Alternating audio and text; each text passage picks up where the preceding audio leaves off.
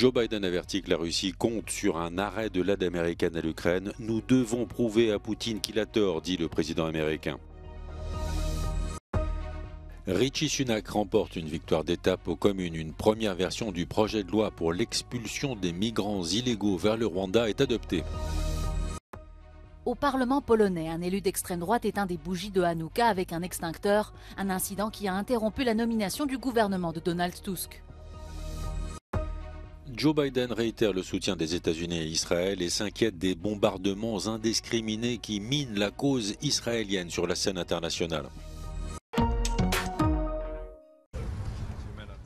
Joe Biden met en garde les républicains qui bloquent le vote d'une nouvelle enveloppe d'aide à l'Ukraine. Selon le président américain, l'histoire jugera sévèrement ceux qui ont tourné le dos à la cause de la liberté. Les élus conservateurs américains bloquent une rallonge de 61 milliards de dollars d'aide militaire pour Kiev. Joe Biden s'est exprimé à l'issue d'un entretien qu'il a eu à la Maison-Blanche avec Volodymyr Zelensky. Without supplemental funding, we're rapidly coming to an end of our ability to help Ukraine respond to the urgent operational demands that it has. Putin is banking on the United States failing to deliver for Ukraine.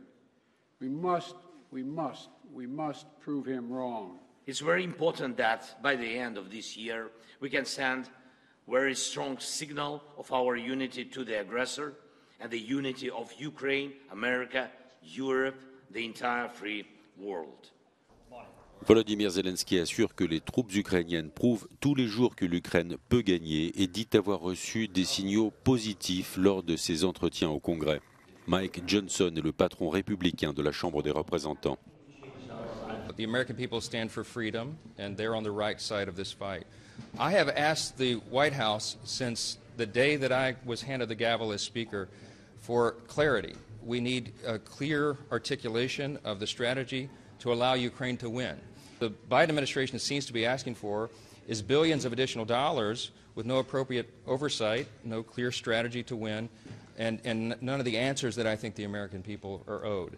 En théorie, les élus américains ont jusqu'à vendredi pour parvenir à un accord sur la nouvelle enveloppe d'aide à l'Ukraine.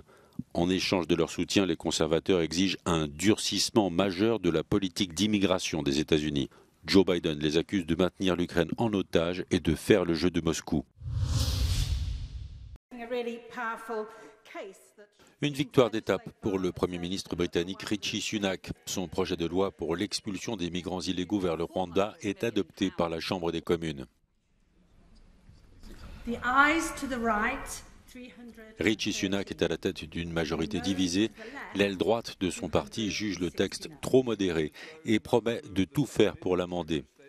La Cour suprême avait bloqué une première version du projet de loi.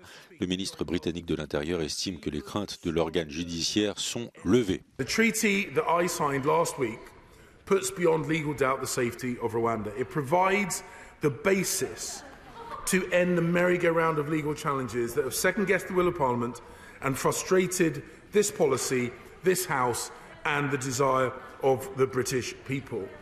Le projet de loi vise à dissuader les migrants de traverser illégalement la Manche et Rishi Sunak estime que c'est aux Britanniques de décider qui a le droit de venir dans leur pays. La politique migratoire divise les Britanniques et après 14 ans de pouvoir, les conservateurs sont largement devancés dans les sondages par les travaillistes. Dans le sud de l'Angleterre, une barge accueille plusieurs centaines de demandeurs d'asile. Une enquête a été ouverte après la mort soudaine de l'un d'entre eux ce mardi.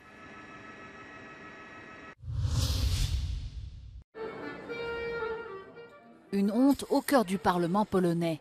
Un député d'extrême droite a vidé ce mardi un extincteur sur une menorah, un chandelier à 7 branches, symbole du judaïsme.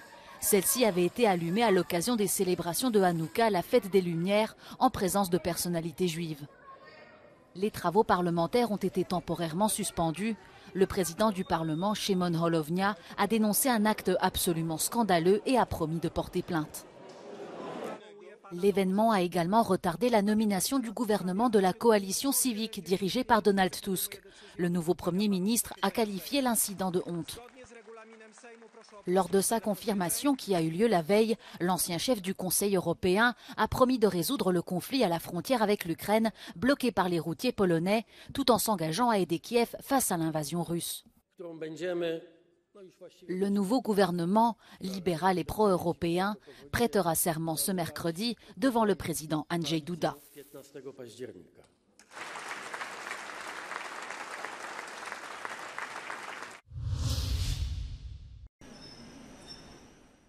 Le train de nuit entre Berlin, Bruxelles et Paris circule à nouveau. Cela n'avait pas eu lieu depuis près de 10 ans. Les compagnies ferroviaires françaises, allemandes, autrichiennes et belges travaillent main dans la main au plus grand bonheur des amoureux du rail.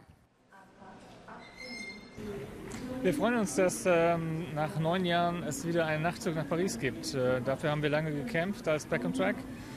Und jetzt sind wir hier und können die Abfahrt des ersten Zuges begleiten. La demande est si importante que les trains couchettes affichent complet.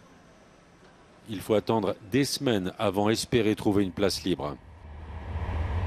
Natürlich muss man auch beim Rollmaterial, gerade jetzt hier auf dieser neuen Relation, sehen, dass man hier in den nächsten Jahren dann auch modernere Züge bringt, um eben konkurrenzfähig zu sein zu anderen Anbietern.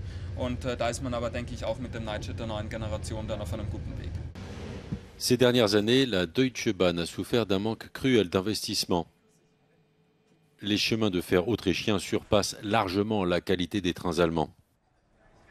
It was a pleasant trip, so it's quite comfortable to not have to worry about catching the flights or something like that. And only disadvantage is they are slightly late occasionally, as it's today.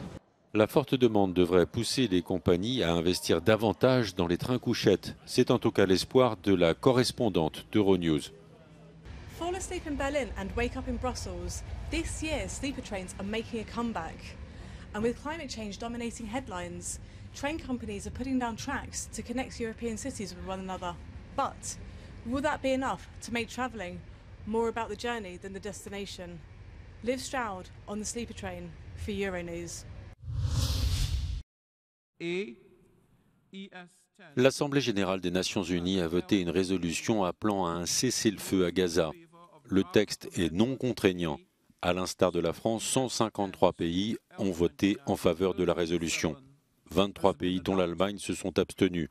Israël, les États-Unis, l'Autriche ou encore la République tchèque figurent parmi les 10 pays qui s'y sont opposés. Le vote de la résolution intervient quelques jours après le rejet d'un texte similaire par le Conseil de sécurité de l'ONU où les États-Unis avaient opposé leur veto.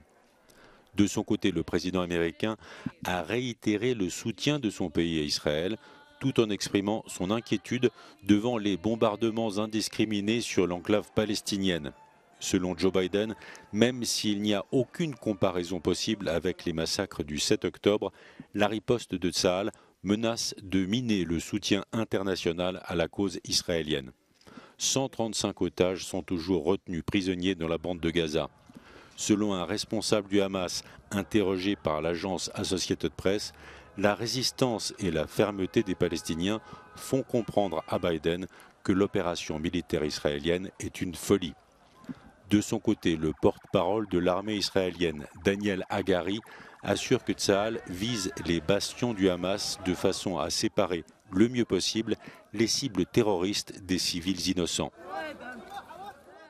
Benyamin Netanyahou prévient qu'à l'avenir, Gaza ne sera ni aux mains du Hamas ni aux mains du Fatah.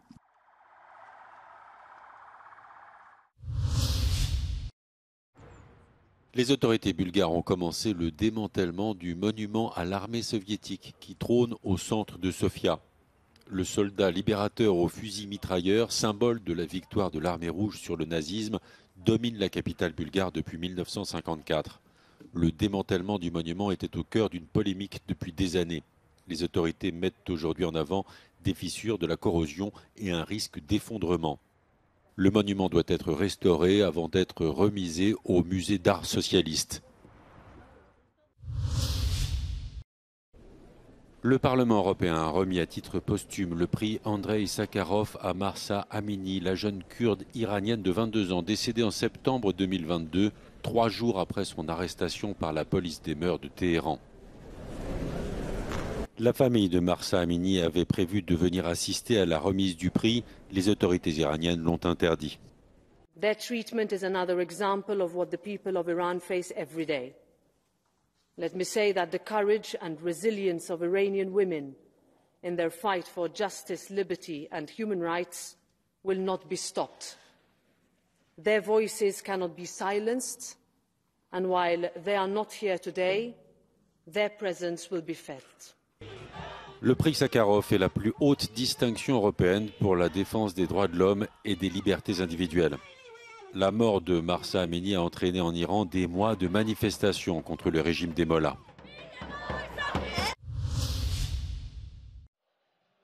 Plus de matchs de football jusqu'à nouvel ordre en Turquie. Toutes les rencontres des ligues professionnelles sont suspendues après une violente agression contre un arbitre. Elle s'est produite ce lundi à Ankara à la fin d'un match. L'arbitre a été frappé en pleine figure par le président d'un des deux clubs. FIFA kokartlı hakemimiz Hallimut Meler çok kötü ve insanlık dışı bir saldırıya uğramıştır. Bu saldırıyı şiddetle kınıyoruz. Bu yapılan saldırı Türk futbolu adına maalesef çok şanssız ve utanç gecesi. Türk futbolunun bunları hak etmediğini düşünüyoruz ve artık yeter diyoruz, yeter.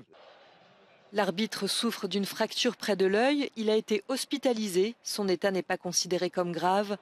En plus du président du club, 2 autres personnes se sont jointes à l'attaque. Elles ont toutes été arrêtées. L'affaire prend une tournure politique puisque le ministre de l'Intérieur s'est rendu au chevet de la victime. Le président turc Recep Tayyip Erdogan lui a souhaité un prompt rétablissement.